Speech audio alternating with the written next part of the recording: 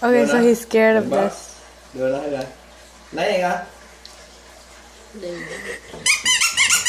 Đó, không sợ. Không sợ, không sợ. Okay.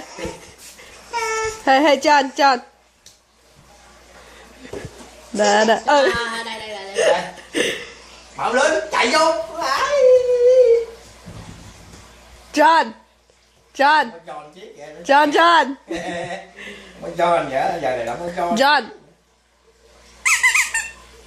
Không sợ, cái nó đi đây. Không sợ. Thôi. Wow.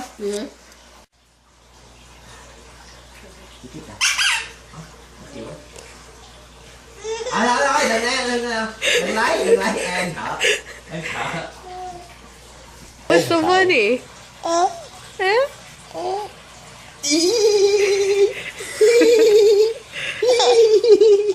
Chó thì cái. Ăn đi ông kẹ. Look, you're leaving me tomorrow, so go like this.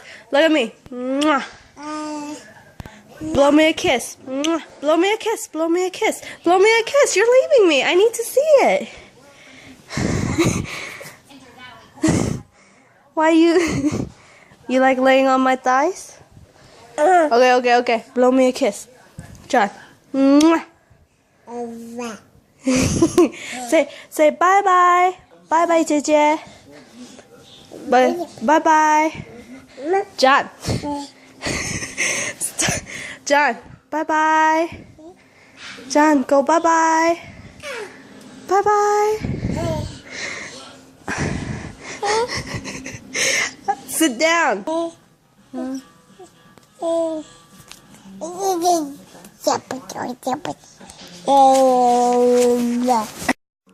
That's his fake crying.